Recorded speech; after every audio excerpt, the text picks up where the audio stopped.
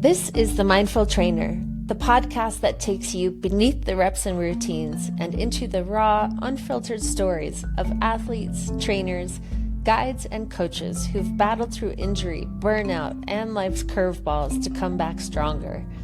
I'm your host, Melanie Webb, and every week we peel back the layers to uncover what really shapes a coach, the setbacks, the scars, and the rebuild.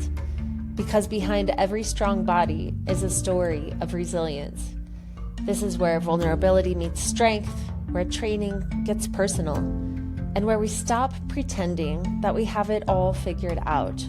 If you're a trainer, athlete, or anyone who's been knocked down and fought your way back, you're in the right place. The Mindful Trainer, strip back the surface and train deeper. Subscribe now on Apple Podcast, Spotify, YouTube, or wherever you listen. Let's get on to the show.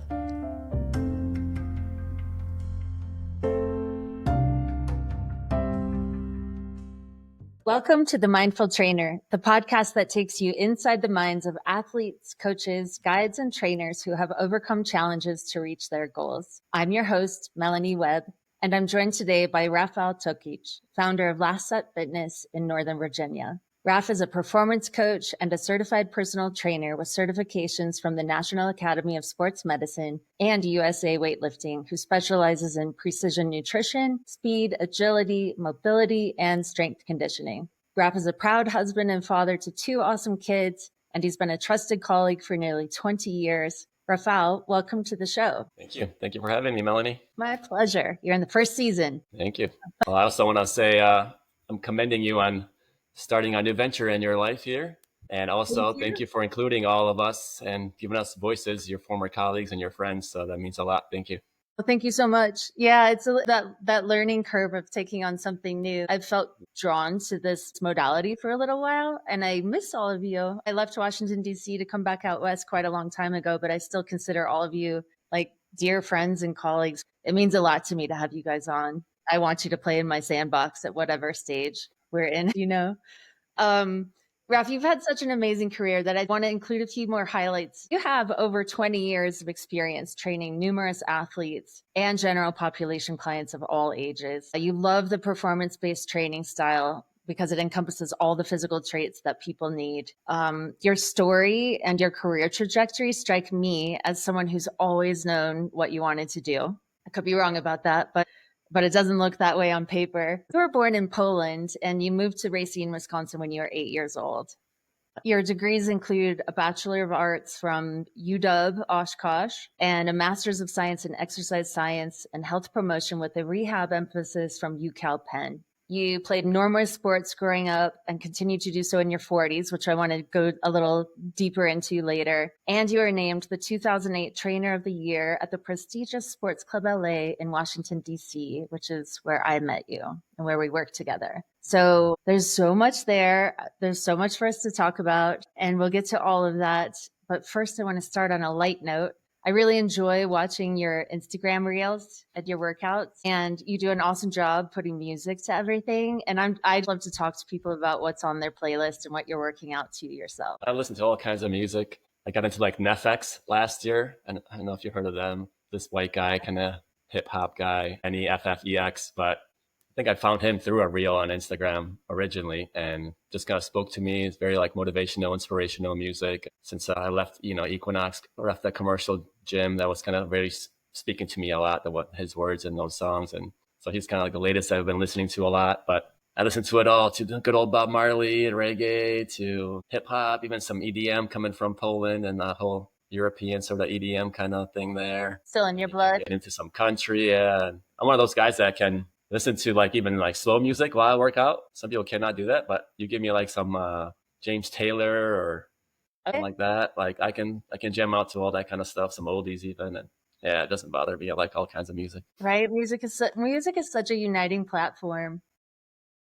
Sometimes I think sometimes too, it's just good to get away from the music too, right? We have all this noise around us. It's nice to get away and not listen to anything. And sometimes people are so used to working out with music they like can't work out or function without music. And it's like, what do you mean? Like when you're doing this race and you can't wear AirPods, like how are you going to run your race? Like, you got to be able to get away from that too. That's such an important point, like to be comfortable with silence. I work out without music Yeah. as much as I work out to music. And you know what? I created some online fitness materials in the WebWell platform, and our colleague Ami Kane Lee, shout out to Ami in Denver, contributed content. And we like to joke that if I put music to my own content, there would be a bunch of Guns N' Roses on my stuff and Vivaldi on Ami's.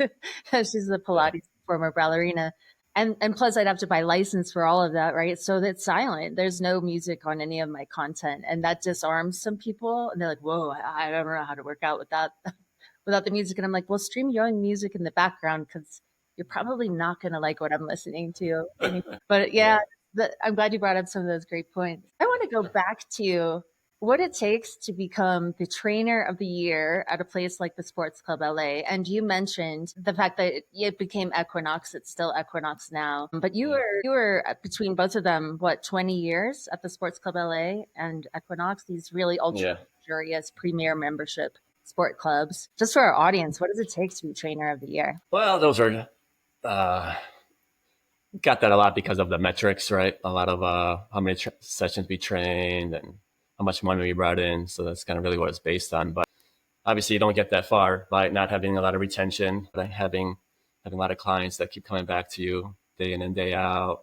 Obviously, having this growth mindset of constantly trying to get better and improving yourself, and improving on your education, learning from people like you and colleagues, and just getting better with like speaking to people too. There's a lot of empathy that's involved, learning how to treat each client individually. Yeah, that's it. But basically, that's the metrics. Got a little lucky that year that a couple other trainers took a little extra vacation or something, so I was able to sneak by them and get that number one slot for that year. Yeah, I'm sure it was tight, but I'm sure you earned every bit of that. Yeah, nice little accolade to have. It definitely is. Congratulations on that. And I spoke with Kevin Everett, our former colleague from there as well. And just in the process of highlighting his career, he was our fitness manager and, 50 trainers bringing in annual sales revenue of $2 million. It's no small feat. And for you to be trainer of the year under that kind of competition and pressure, it really speaks a lot to you as a trainer. And I like how you highlighted the fact that it's not just writing programs. It's actually like nurturing your clients. And there's a huge emotional piece that goes into becoming a great trainer that people really trust and want to come back to again and again. That just speaks the world about you. And I hope that we can touch on some points that helps you become who you are today and kind of nurture all of that. And one of those that I really wanted to call out is the fact that you played numerous sports growing up and you continue to do so into your 40s. Like, you just embody the active lifestyle. So you played soccer, you ran track in college, right? The 400 and the 800 meter, which Right. are Yeah. really difficult events. Yeah. I got thrown into a 400 meter once in high school, like no tutoring whatsoever. They're just like, you're really fast, go run the 400 for us. And I just got annihilated. Yeah, it's hard. There's definitely probably two of the hardest races in track. They are, and there's so much strategy to how you come Such a long, hard sprints basically, and lactic acid kicks in, and you can't go anymore, but you have to. right? So So I tough it imagine out. it must become such a mental game at that point. Yeah, for sure. And you got to just obviously the training. The training has to be there. You got to train that lactic acid, energy system development part of it, and stuff like that to get better at it. Kind of overtrain. You have to do a little longer distances than you're used to running. So if you're running 400, for example, you should be doing some 450s in there, things like that. So that last 50 that hits you really hard, you kind of hit that wall. You got to be able to push through it. Such a great insight. And so obviously you don't get to be a college athlete without being a high school athlete. Most people don't anyway. And you're a high school state champ in the 800 and the 4x400 relay. So, Yeah, I think I was seated sixth in my senior year going into the 800 meters, and yeah, I pulled it out. But there's a lot of strategy too that it was involved. It was like a hot day, and some of the other racers were doing another race beforehand, so they were running maybe like a mile beforehand or something like that, and they were maybe a little more tired, but they were staying out in the heat. But I was smart enough and knew that, hey, you don't want to be out in the sun. You're going to get cooked. You're going to get more tired, exhausted. So I was staying indoors a lot more. And I only kind of popped out for my warm up. They would came back in to stretch out, and then I was so much more fresh because I didn't get that burned out from the sun. The athletes are just sitting out there in the sun all day long or finding some shade under some tree. But if you can find some indoor place to do your warm ups or stay in there, get out of the sun a little bit, that goes a long way too. yeah, the mental side of preparing for an event, right? The mental side of managing the body under Yeah. stress. So I love to talk to athletes at your level and explore how your competitive nature and everything you learned from sports influences how you work with clients every day. Imagine you work with athletes, and you're in Northern Virginia, so I imagine that you still train a lot of professionals. Yeah, I train a few professionals and not a lot more youth athletes now that I work with. Otherwise, it's going to be like just more general population type of clients. But I think I have this little mantra that I believe everyone should train a little bit like an athlete. And sometimes that comes across the wrong way to our clients. They think they're going to train like some big linebacker from the NFL, and it's like, no, like maybe some of the movement patterns are going to be the same, but you're going to be doing totally something different. You might just do a regular bench press with dumbbells while they're doing that jammer press, right? Like because that's more for their sport, really explosive, and they're going into those defensive linemen and offensive linemen and jamming them. So that's going to look a little different than yours, but you're going to still use those similar type of movement patterns. And that's what I'm talking about. And doing things like power training that, everybody needs at an older age, and the landing mechanics to build up their bone density, things like that, that they don't realize, but that's what they're working on. They think they're just jumping off some box and landing, but we're really working on their bone density, getting stronger. So do you ever get pushback from your clients? They're like, however old, 60, 70 years old, why do I have to do a box jump? Oh yeah, for sure. You get all kinds of pushbacks, as you know, why we're doing this, or I don't want to do that, or it just looks silly. But that's why we're always there too, to encourage them, but also like, this is, I'm here to help you do this stuff. You may not do it on your own because it looks silly or embarrassing, but like, you're gonna do it with me, and we're gonna make sure it's safe and good for you. Especially things like bear crawls, as you know, it's really good for core stability. But they think they look funny because they're crawling on the floor, but it's really great for core stability. Yeah, Or like the Turkish get-ups, right? Getting up off the ground, but it's a very useful thing for them to get up off the ground. There's so many muscles being used in those type of movements that you want to utilize them. yeah. And like you said, I would love to, just for anyone listening that doesn't know the benefits of impact on bone, talk a little bit to that, help people understand why that's great at any age, especially older ages. Yeah, I mean, you see a lot of that osteopenia creeping in the older ages, a lot of brittle bones, like different types of deformations in your bones that happen. Some are brittle, some have like little hollow spots in them. So different types of kind of osteoporosis that may develop. But yes, that impact, lifting heavy weights, number one, is going to help build up more bone density as well. So you want to lift heavy, but also those type of landings, producing a lot of force into the ground, will also help build that foundation of stronger bones and calcifications, I guess, in the body. Love it. Maybe you want to add to that? I want to add to that. Yeah. Be a little vulnerable with the audience here.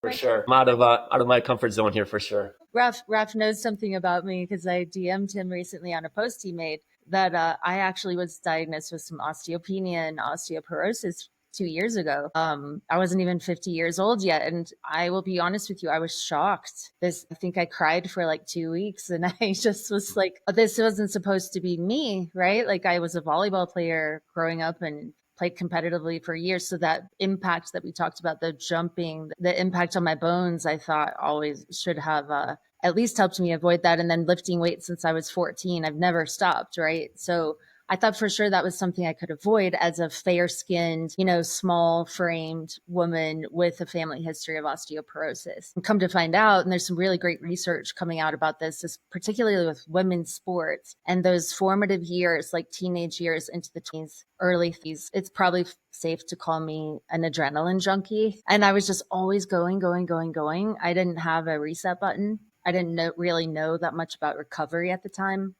And I think it's quite possible that I fell into that category of just overtraining at a time when my hormones really needed a recovery phase in order to lay down that calcium. Fortunately, I'm not a bone breaker. I haven't ever broken bones in spite of numerous injuries. So apparently my bone matrix is very solid. But I've been working the last 2 years, really making some small tweaks to the way I work out on my body, and especially nutritionally, prioritizing rest and recovery to try to reverse some of those things and that diagnosis. And that to me is what, it's a hopeful, positive thing that the body's ever changing and you're never really stuck in one spot. You can train your body in a way that can move the needle on these things. So my next DEXA scan is scheduled for 2 months from now, and we'll see if I've been successful at that. Yeah, I was going to ask you how it's going. Yeah, Since 2 years. the home scale shows improvement. I've started prioritizing my backpacking and hiking with heavy loads. So again, a small framed person, I don't carry a lot of weight on a daily basis. So the body responds to that additional stress.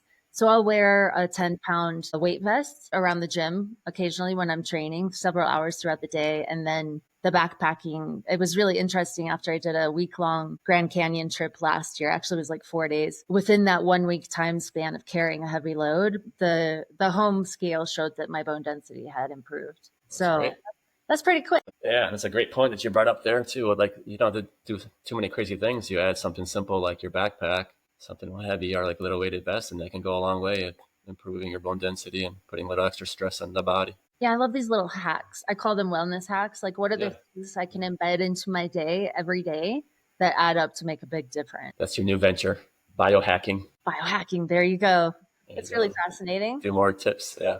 Are there any biohacks that you're really into right now? I mean, come on, Raf, you're like in your 40s and you still you're 20. I mean, no crazy biohacks. Like I do like Normatec leg boots, right? Compression leg Oh, sleeves I a love lot those. for recovery. Those are awesome. How often do you do those? I'm just trying to think of one of those biohackers online are kind of saying that maybe I do certain things. How long have I had them? How often do you do the compression boots?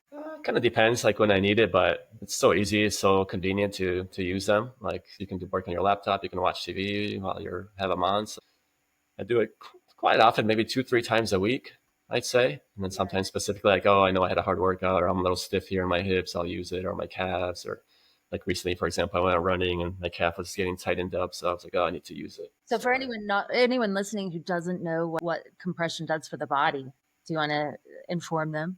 yeah, I don't know the whole exact science, but it's basically like your own little massage. You're draining the lymphatic system a little bit. You're getting more blood flow, obviously, in there. And as we know, like so many nutrients are being carried through the blood flow, oxygen, all kinds of minerals. So you're getting all that spread out. But it's sort of like your own massage in a way. Yeah, it feels so good. Yeah, and it feels so much lighter. You can tell that like it moved the fluid along in your fascial system and things like that. That like feels so much lighter when you're done. That you feel like more explosive because of it. Yeah, it So just that's aids that in way. that recovery process. Yeah. Anything else you're doing to biohack? No, I mean, I take some supplements and things like that. I'm big into like AG1, that green supplement. Creatine's a big supplement. I always put that in there. I've been getting into beta alanine a little bit. It's like a pH buffer just to help with like the lactic acid buildup in your workouts. And that takes apparently like a long time to get into your system and stay there. So you're supposed to kind of like this kind of uploading phase. So I've been trying to stay consistent with that for like a month now or something just to see if it does anything. But other than that, the usual workout, try and get more sleep, always working on trying to get better sleep, struggle with that consistently, but I know it's important. So Yeah, you've got always two try to young work on it. kids. I imagine you're training early as all trainers do, right? Yeah. Really- Yep. And there's always stuff to do at night. There's always stuff to run some errands, pay some bills, watch something on TV. And then next thing you know, you're falling asleep on the couch. And then you're waking up at 1 in the morning and like, oh, I better go to bed now. Yeah, totally. No, it's so true. Sleep, like, don't interrupt my sleep. Like, I'm going to be Yeah. not a happy camper the next day. It's so important. I mean, I've sort of recently, maybe last 6, 7 years, got a little bit of anxiety that's developed in me. And whenever I get a good night's sleep, I'm fine.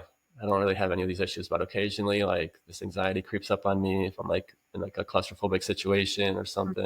And usually it's when I'm definitely a lot more tired and less rested. But when I get a good amount of sleep, it's almost like the brain functions so much better. All that stuff is cleared out. And that's what we kind of forget about. Like all our dead cells and all that stuff gets flushed out when we're sleeping. And it's so important to rebuild that every single night. Yeah, wow. Thanks for sharing that. I think anxiety is definitely something that can creep in at any age, right? It doesn't, what's the word? Yeah. It doesn't discriminate. Bias. I want to share your fitness philosophy. You did yourself just a minute ago, but I want to share what you sent me and then talk some more about this idea of challenge. And so, from your perspective, fitness is all about self improvement. It's about competing against yourself and seeing improvement as gradual as it may be, sometimes week to week. So you strive for constant challenge and intensity to feel progress. And I'd love to hear more about what does that look like for the everyday person or professional? Like, how does that break up day to day, day in, day out, week over week? How do you, as the fitness professional, manage that for people who, are just kind of living the everyday life? They may not be involved in sports at all. And we kind of touched on the benefits, but I'd love to hear Yeah. your perspective and how you approach their programming. Yeah. So number one, you're competing against yourself. All right. you're in it for yourself. You're not competing against that woman or man next to you. You know your challenges. You know have to work what you work on, what your goals are. So that's number one. And then from there, this is where you're just gonna set your goals. And with Equinox, I thought I did a good job with this. They would set benchmarks. We would set like these benchmarks for every month. And let's say your core is week, or a quick simple example, we want to work on planks. So you're starting off with like a 20-second plank in the beginning during the first day of the month. Okay, how can we up that to 30 seconds or a minute plank by the end of the month? And we call those benchmarks. That's like a simple, like physical kind of assessment that we can do to see if you're improving and our program is working towards that goal of you improving your core strength in this example. Yeah, things like that. So like picking something, and this gets down to that relationship between the trainer and the client that's so interactive and personal, right? Like that, I imagine that everybody has a different goal. Yeah, and that's how we would like train it too, because we wanted their involvement with it and have this communication between us. We would give them maybe like 3 choices, like let's say core was an issue, then hey, we'll give you 3 different types of exercises and you tell us which one you want to work on. Which one do you want to do? Because it's not us telling you what I think you should do. Like, hey, we should work on this. Do you agree? Yes. Okay. Then here, you pick which one you want to do. You know, same thing with like aerobic fitness or something. They want to get better at their endurance. Okay, well, hey, I know you're into this high rocks race you're about to do, and there's rowing involved in that. So we got trained for that. So let's make a rower maybe one of the benchmarks that you can do. How fast can you do 500 meters? And then do you want to do a mile run? Do you want to do this? And then have them pick kind of, so they have that buy-in, you know, and that they get to decide on where their programming kind of goes. This is where like the performance coaching comes in, is there's a goal to reach even for somebody who's just working out to stay healthy. Yeah, for sure. Because they have got to have something specific involved, right? Like, what's that healthy mean to you? And that's where you dig deeper. Like, what's that healthy mean to you? Oh, well, I want to be stronger because I want to carry my baby, or yeah. So whatever their example is, okay, if then strength is involvement, then okay, if you want to carry your baby overhead, okay, then maybe you do some kind of shoulder press as your assessment. Okay, how much can you lift right now for 5 reps? And then let's see if we can do more weight for 5 reps by the end of the month. And then that's your little benchmark that we do every month. They can continue on month by month, or we change it every month. And if they want to focus on something else in their fitness, or it's going to be just strength. Yeah, sometimes it could be aerobics, it could be their body fat 1 month and things like that. And they all obviously worked closely together, right? You're getting stronger, you're probably building up muscle, your probably body fat is going down, but obviously we can get a little bit more specific as far as those benchmark kind of go every month. Right. You're sure to move the needle in other areas, not just one spot as you approach that goal. What that looks like here in Park City, a lot of my client goals tend to revolve around what season it is and what sport is coming up related to that season. So, for example, I have a 72-year-old client who shall not be named, but hopefully listens to this, right? Who wants to come in during ski season and show me his ski up. And I think he topped 58 miles an hour going downhill this year. So it's like, how do I support that body for life? How do I keep that person who loves this sport able to come in with this big grin on his face and show me that speed? You know, it's fun to think about, and it is so personalized and different for everybody, no matter where you are. Like I love the example of the baby as well. Certainly no shortage of stress on the body with that dead weight around, right? That's your real life weight vest right there. Yeah, I know, right? And isn't that what it's all about? Like, yeah. So I'm curious, Raf, with all of your sports and the training that you've participated in, have you ever been injured? Of course. Where About 5-6 years ago, I broke my right ankle. That's still not perfect there. I have a lot of bone spurs from it now. That's kind of gave me some issues here and there that they wanted to do surgery on, but simple icing helped a lot, and it's been pretty good. You know, I lack some mobility there and things like that. Still have like a fragment of my ankle bone floating around in there, but it's good. It's doing okay. But obviously, that doesn't come with any kind of compensations, right? I'm gonna compensate differently on my body, and that might bring some other aches and pains. I also tore my right pec like 2 years ago, I believe, doing one of those one-arm hanging windmills up in the air on a pull-up bar where you swing your legs side to side, and it pulled and ripped down. Yeah, like came off the bone. Yeah, it came off the bone and stuff. They still have to reattach it. So that was a surgery. Yeah. Did you have one of those roll-ups? So what was like roll down a little bit. Process like? The recovery? Yeah, I mean, it was great. Used a good shout out to Jackson Clinic Rehab here in Northern Virginia. Yeah, they did a great job rehabbing me. And that's another point I want to point out. Like, a lot of people, they quit their rehab too early, but don't ever quit your rehab too early. Always go to the end, because you're not done until they say it's done. So I was going there a couple of times a week, and obviously they're giving me my own exercises at home and doing what else I can. That's the other thing maybe we can mention too. People always kind of stop doing what they're doing, or they say, the doctor said, oh, you can't do anything because you hurt your shoulder. But like, you can still do lower body. You can still do a lot of types of cores. It doesn't involve that shoulder. When they have plenty of studies that show if you work the opposite side of the limb, you're still going to affect the other side and make it stronger. And the other things like therapists will tell you as well is, if you don't work the other side, then later when this one is healed 100%, you're comparing this healed part to this part that now atrophied, that was at 100%, but now maybe that's at 80%, and you're comparing this one that's to this one that's 80% now. This one's even with this one, right? But this one also got weaker, so now really you're both at like 80% and not like 100%. So you still want to keep the other side strong, so later you know that, hey, once I'm able to do everything with this right arm and shoulder compared to the left arm and shoulder, then we know that we're totally at like 100%. Wow, those are such great points.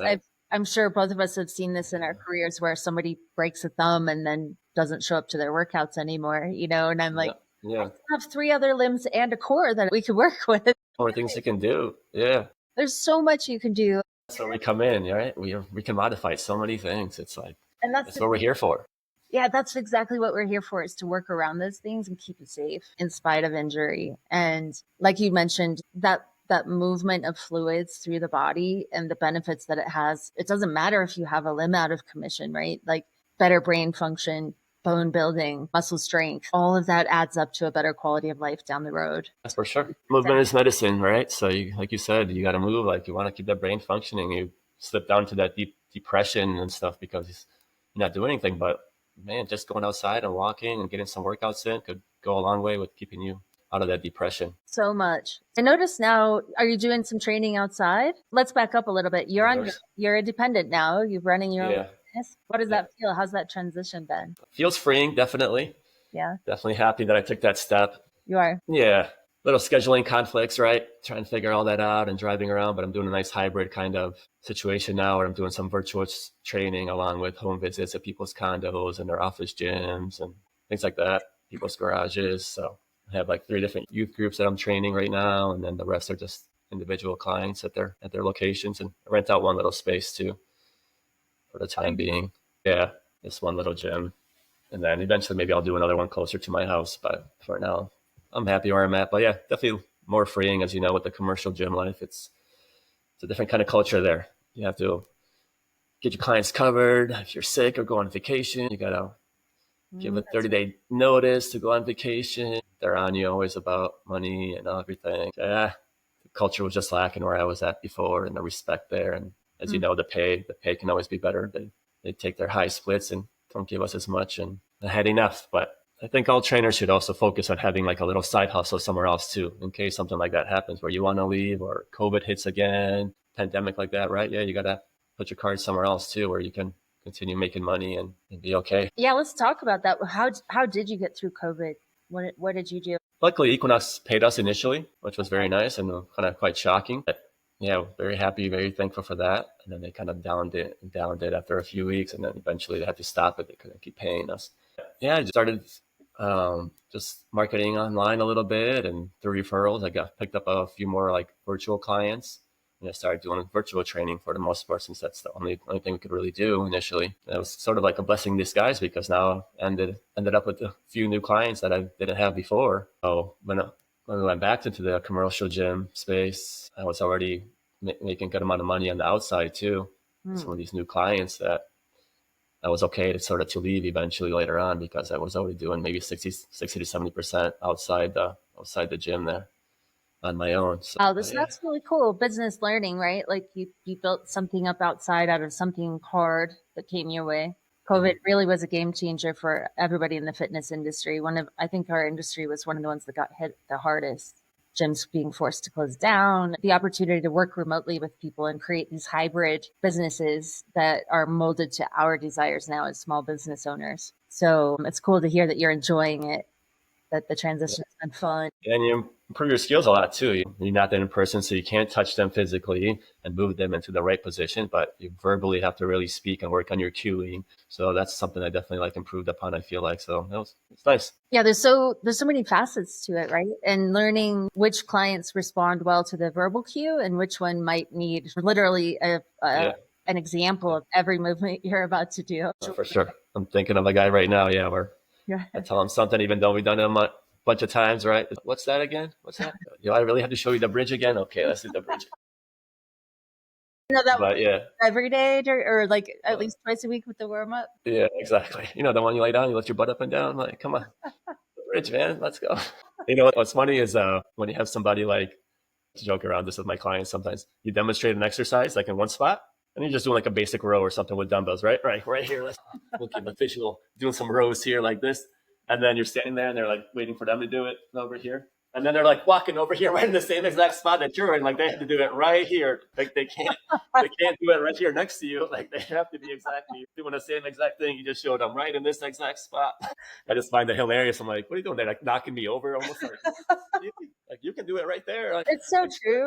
Things like trainer things, that pop up. Yeah, and it's so much fun. Like I love the relationships that we get to build with our clients. Like I'm thinking of somebody right now who had to cancel a workout this week. And I text him back and I'm like, oh, I know you're going to miss this lunge box steps that I had lined up for you today. And I get this response back like, LOL. Yeah, I'm really going to miss that. Right. Cause I know he just hates this stuff, but for sure. Yeah. Just these nuances and how we get to work with people. To me, it's an exciting field because I'm always learning and I'm always motivated to learn because I recognize like if I ask a client to do something and they're just deer in the headlights looking at me, like that's my job to instruct in a way that helps them learn how to move their bodies, even if it is a bridge that we do like all the time, right? Yeah. How they like it. No, I have one guy too that he actually doesn't like me talking to him during the workout at all because he needs to focus. He gets kind of mad at me because he loses focus and concentration. And then I'm like, so I know, hey, I tell you what to do. And he's really good with movement. He's, been training for a long time. So that helps. So I don't have to say too much, but I know that, hey, with him, I got to be quiet. So like if you actually saw me training him, I actually train him virtually now, that you'd be like, oh, like you're not training anybody. Like you're not saying a word, but that's how he likes it. He's like, hey, I tell him what's coming up, what exercise pretty much. And then he wants me to pretty much stay quiet for that set. So then if there's anything wrong, I kind of correct them afterwards and things like that. Yeah. Oh, that's great. Some people are, especially on like the Romanian deadlifts or something where you need that stability kind of focus. He hates it if I say something there. But yeah, that's just knowing your client, knowing what they like, how they are, and going with it. Yeah, it's so fun. I'm curious again, going back to the fact that like you seem to have always had your eye on this bullseye, right? And here you are. So what does the next 20 years hold for you? What do you think that's going to look like? Hopefully doing this stuff. Yeah. Maybe on a bigger scale. Maybe I'll have a podcast like you or some other things. I've had some ideas, but I'm just not good at executing them. Yeah, we're always trying to find a way to make more money. So maybe finding some kind of group training kind of style where you can train more people at once, make more money an hour. But otherwise, just keep this thing going. It's not broke. Life totally fix it. Just add to it, make it better, and try and help as many people as we can. Exactly, right. And I think so many people do need help right now, both on the mental front, which you're in the heart of a lot of stress in the country right now, and helping people understand that moving the body really can move your mental state. And I'm sure, I worked alongside you for so many years and saw you with your clients, like the role that we get to play in supporting people in that. It's really meaningful. I think we're doing exactly the work where we shine those gifts of ours that can come out and bring our life experience to the table to support other people. And Raf, I want to thank you for being on the show today and sharing your wisdom and knowledge with us, and tell people, please, how they can connect with you. Well, I'm on Instagram at Last Set Fitness, but with underscores. So last_set_fitness. Probably the best way just to reach out to me if you want to shoot me a message there. That'd be great. Looking forward to chatting with you. And I'm on there a lot, so like I'm more than happy to help people any way I can, give them little tips, send them programs, whatever. We're in this to help as many people as we can. So I really enjoy it. Yeah, I enjoy your feed a lot. It's informative, it's fun, it's inspiring to see you working out and your clients. Yeah, I mix it up. And some clients, I wish I could put more clients on there, but a lot of them, they have privacy issues. They don't want their stuff out there. So I kind of keep it mostly to myself kind of thing, but occasionally throw a client on there. But yeah. And if you guys have any tips for me, what you want to see, let me know. Raf, I look forward to having you on the show again. Again, thank you so much for being here. I'm so grateful for our longtime friendship and camaraderie here. Likewise. Thank you. Good luck with your new venture here. Thank you.